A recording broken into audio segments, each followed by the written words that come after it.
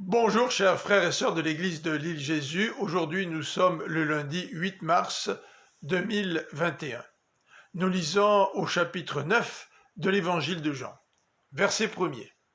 En partant, Jésus aperçut sur son chemin un homme qui était aveugle de naissance. Ses disciples lui posèrent alors cette question: « Dis-nous, maître, pourquoi cet homme est-il né aveugle?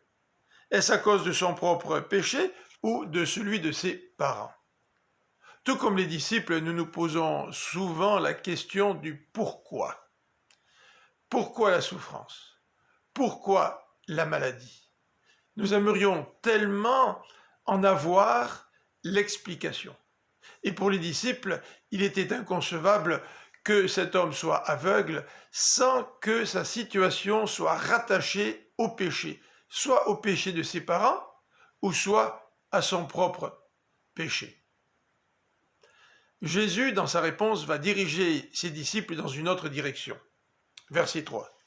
Jésus répondit: « Cela n'a pas de rapport avec son péché, ni avec celui de ses parents. C'est pour qu'en lui, tous puissent voir ce que Dieu est capable de faire. » Ce n'est pas en rapport avec le péché. Lorsque nous sommes malades, lorsque nous souffrons, nous pensons souvent que la cause, c'est notre propre péché. Et lorsque nous sommes en bonne santé, nous nous réconfortons en pensant que notre péché n'est peut-être pas aussi grand que celui qui est à côté de nous, celui qui est aveugle, celui qui souffre. Mais Jésus veut nous expliquer que si cet homme est frappé de cécité, c'est pour que les œuvres de Dieu puissent se manifester.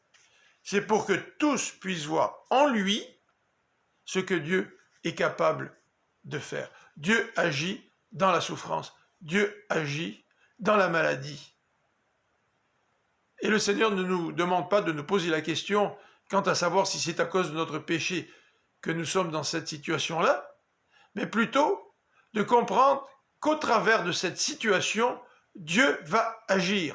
Et c'est pour que les œuvres de Dieu puissent se voir en moi, en vous, dans notre épreuve, dans notre maladie, que le Seigneur nous permet de passer au travers de ces situations. Au verset 4, Jésus dit: « Il nous faut accomplir les œuvres de celui qui m'a envoyé tant qu'il fait jour. » Il associe ses disciples à l'œuvre qu'il accomplit, lui qui est envoyé par le Père. Après avoir dit cela, au verset 6, Jésus cracha par terre et avec sa salive, il fit un peu de boue qu'il appliqua sur les yeux de l'aveugle. Puis il lui dit: « Va te laver au réservoir de Siloé. » Le mot Siloé veut dire envoyé. L'aveugle alla se laver et à son retour, il voyait. Dernière remarque sur ce passage, ce n'est pas l'eau du réservoir qui a causé la guérison de cet homme, mais c'est bien l'envoyé de Dieu qui a guéri cet aveugle de naissance. Je vous souhaite une bonne fin de journée et je vous donne rendez-vous à demain pour continuer la méditation de ce chapitre 9. À bientôt.